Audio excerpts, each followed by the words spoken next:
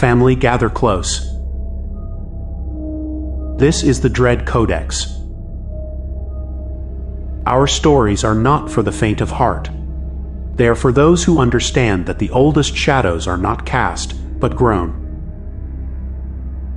Tonight's truth comes from the granite bones of Dartmoor, where the rain tastes of tomb damp and the wind doesn't howl, it chews. They say the stone remembers. They are wrong. The stone does not remember. It digests. It takes the long despair of generations, the suicide on the tor, the stillborn in the lean year, the quiet surrender to the endless gray, and over centuries it brews a specific patient hunger. Not for flesh, for the will itself, for the spark that says fight. This is not a story about a demon.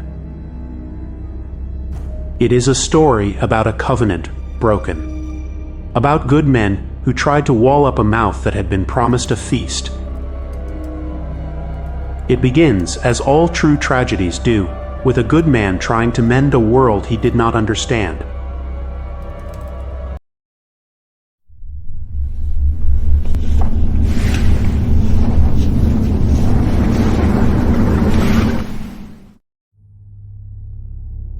My name is Samuel Thibodeau. My faith was forged in the wet, whispering dark of the bayou, against a hunger that wore human skin.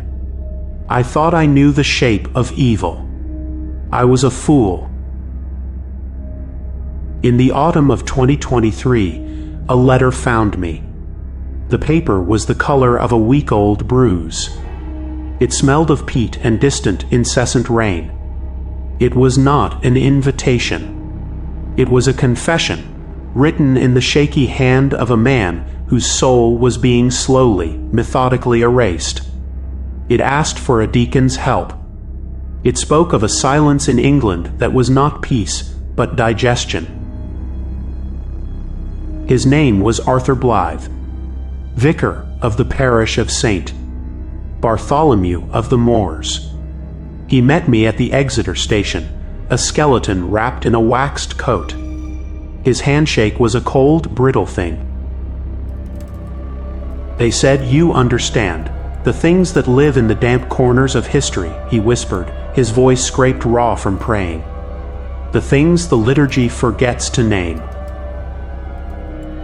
We drove into the moor. The world dissolved into a swallowing gray wool.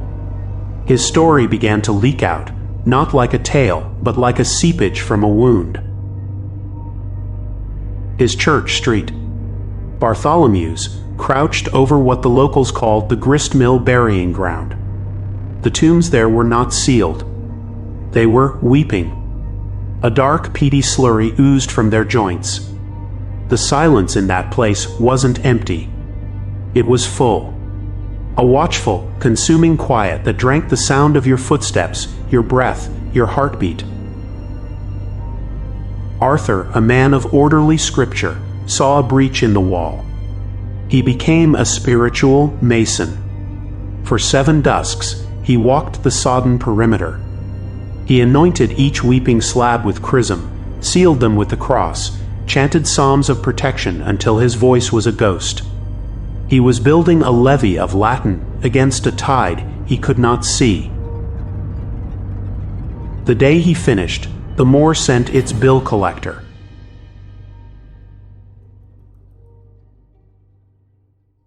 A man was waiting at the lich gate. Silas Rookwood. A name spoken in the village pub, with the tone reserved for a buried blade. The Rookwoods were mire keepers. The ones you went to when you needed a curse that took root in the bloodline. They knew the old songs. The ones that call to things under the peat.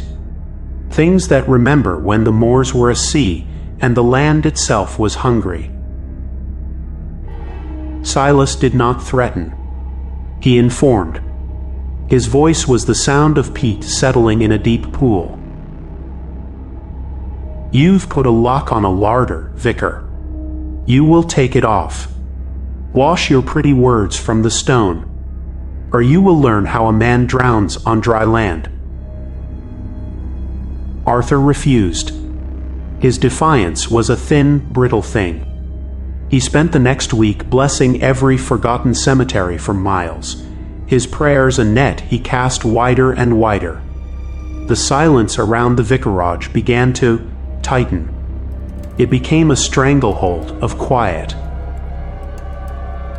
Then the breaking point.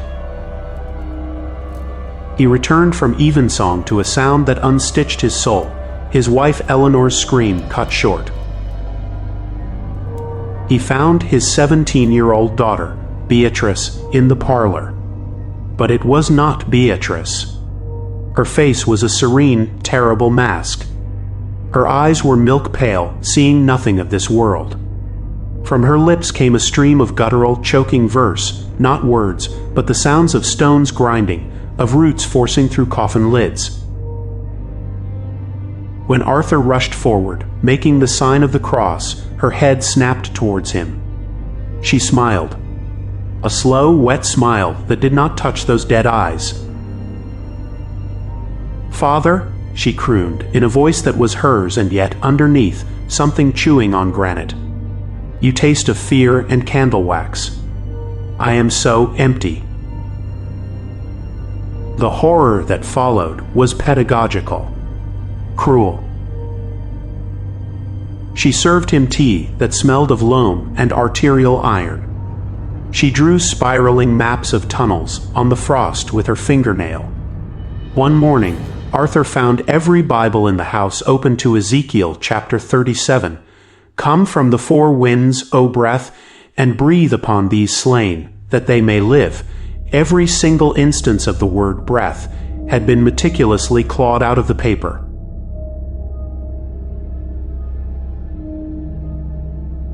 The final lesson was in the sheep pen at dusk. Beatrice held a newborn lamb, cooing to it.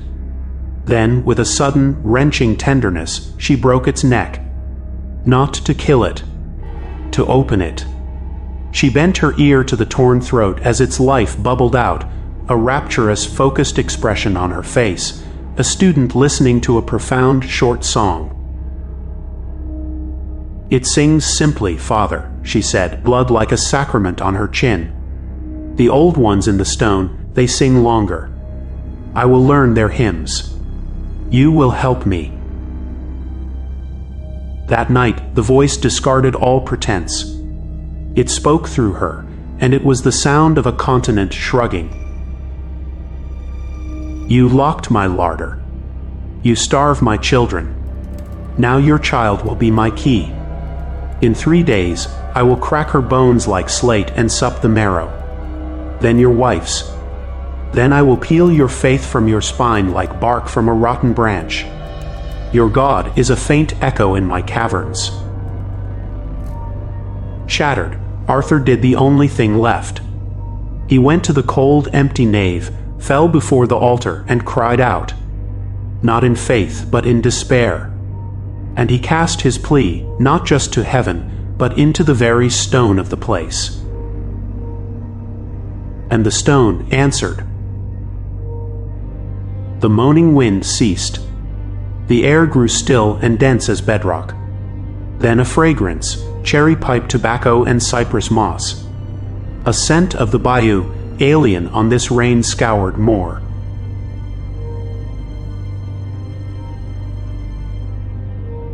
Papa Remy stood by the font, his form like mist over warm water. Samuel will need to hear this. His voice was a low, river-deep rumble. But for now, Vicar, you have offended a Gristmill Saint. He spoke of a thing not born of hell, but of the moor's own slow metabolism. A Gristmill Saint was a psychic abscess, a conglomerate hunger formed from centuries of buried despair. It did not eat flesh. It consumed the lingering emotion, the grief, the resignation that leached from bones. It turned anguish into inert sediment. A man of the Rookwood line, Papa Remy intoned, made a pact. A weekly offering of sorrow, fresh, potent grief. In return, The saint and its whispers, the granite grumbles, granted the family influence. Your blessings have caused a famine. Its rage is now a geological force. And the packed broker, a larder master who fails his duty, is repossessed. Guided by this dread, Arthur went to Silas Rookwood's farmstead. The door hung open. The smell was not decay, but a profound wet emptiness.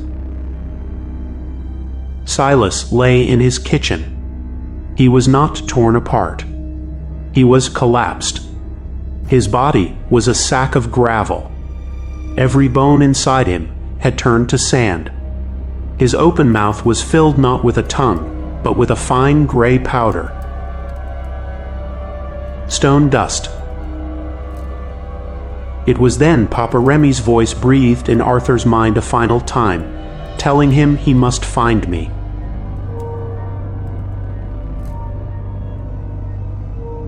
Arthur finished his tale in my sitting room, a vessel cracked and empty. I knew this was a siege of the soul, and we needed more than one prayer. That night in my chapel, the scent of cherry tobacco arrived first. Papa Remy's expression was graver than I had ever seen. "Samuel," he said, "this saint is not a spirit to fight. It is a process to halt. The slow grind of despair. You cannot fight a landslide with a shout. You must become a retaining wall." He told me I needed 6 other men of steadfast, quiet faith. 7. A circle of will. He taught me a binding. Not a Latin prayer of power, but a stillness hymn. A song of cessation from when men spoke to the hills and prayed the hills would not speak back. The words were a mix of Old Cornish and Aramaic, syllables that felt like placing stones on my tongue. They spoke of roots, of weight, of deep impenetrable rest. Then he gave me the tool. A small cold object in felt, a slate mirror. Its surface was not glass, but a sheet of polished black moor stone. "Keep it from the moon," he warned. "It is not for reflecting light. It is for catching a specific absence. Its absence. It is a grave for hunger."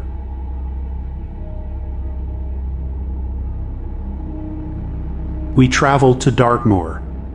The fog was a waiting shroud. We gathered 6 men, vicars, deacons, a monk, their faces etched with a solemn granite certainty. As the last light was bled from the bruise-colored sky, we 7 formed a wide circle around the vicarage, our backs to the devouring dark of the Gristmill Burying Ground. We joined hands, and we began. Our voices did not rise. They sank.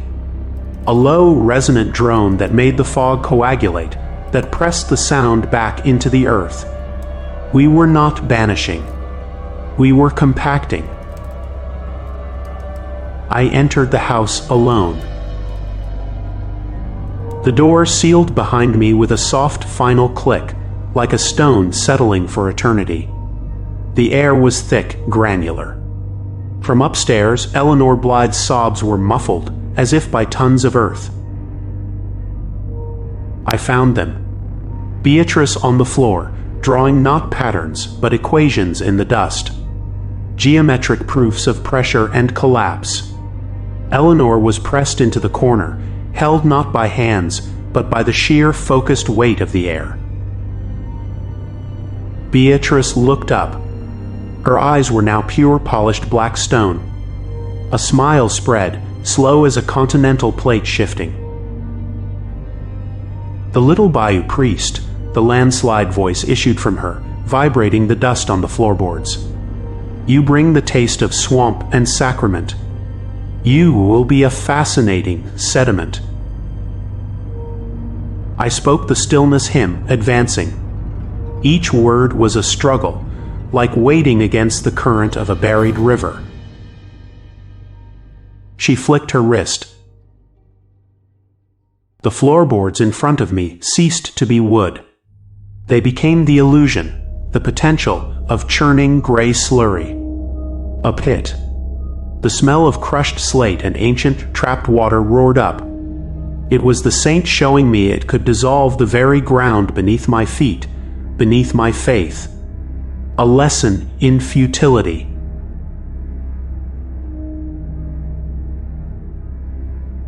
I froze at its edge. Then, Papa Remy's presence filled the room. Not as a spirit, but as a sudden, profound solidity. The bedrock revealing itself. The spectral pit sealed over. Invisible bands of will, not chains, but the immense, gentle pressure of a mountain's root wrapped Beatrice and laid her upon the bed. She strained, a vibration like a plucked string, but could not move. Now Samuel. The slate. Show it its own end. My hands were numb. I drew the slate mirror. I closed the thick velvet curtains, plunging us into a blackness so complete it was a physical substance. I chanted the final verse, the words of the silence before creation. In the corner, the darkness began to condense, not into a form, but into a concentration. A negative space more absolute than the void around it. It was the shape of a tall, emaciated monk in a habit of solidified peat. Where its face should have been was a vertical fault line, a ragged crack from which whispered the sighs of 1,000 buried throats. It had no features. Only that deep, hungry fracture. It was the Gristmill Saint, the embodiment of the moor's consuming melancholy. It turned its non-face towards me. The pull was immediate, a psychic suction trying to draw out my hope, my will, to grind it into the inert dust of despair. I held up the slate mirror.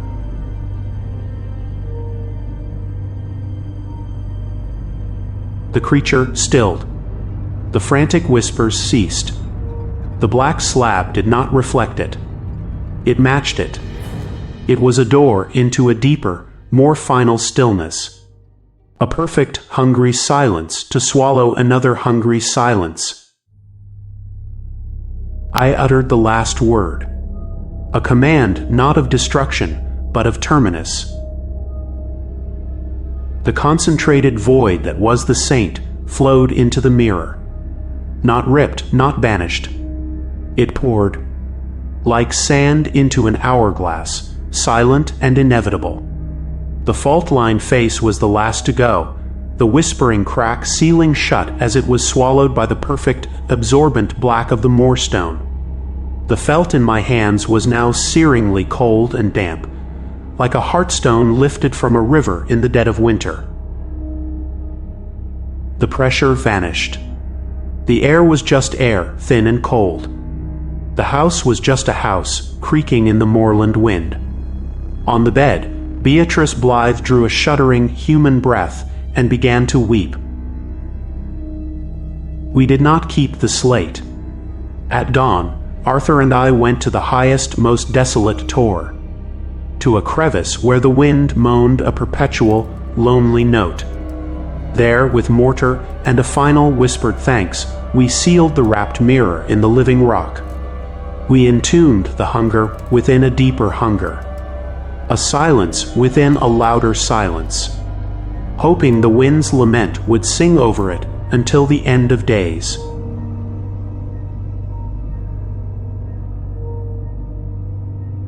This is the story of Arthur Blythe and the Gristmill Saint of Dartmoor. Remember, it was not an exorcism. It was an interment. The truest evil does not shout. It persuades. It is the weight that convinces your soul to lie down in the dirt. It seeks to make your faith a fossil, your love a layer of sediment, your despair the cement that binds its eternal, patient architecture. So listen. Listen with more than your ears. If you ever walk a path where the silence feels heavier than the stones, if the wind sounds less like a voice and more like a slow grinding chew, turn back. Do not pray. Do not whisper. Some places are not haunted by ghosts. They are haunted by the active, patient process of being forgotten. A process that is always, always hungry. If you have a story that weighs on you like stone, send it to contact.thedreadcodex@gmail.com. Your truth becomes our tale. Until next time, may your light burn steady. May your house be built on solid ground. Good night.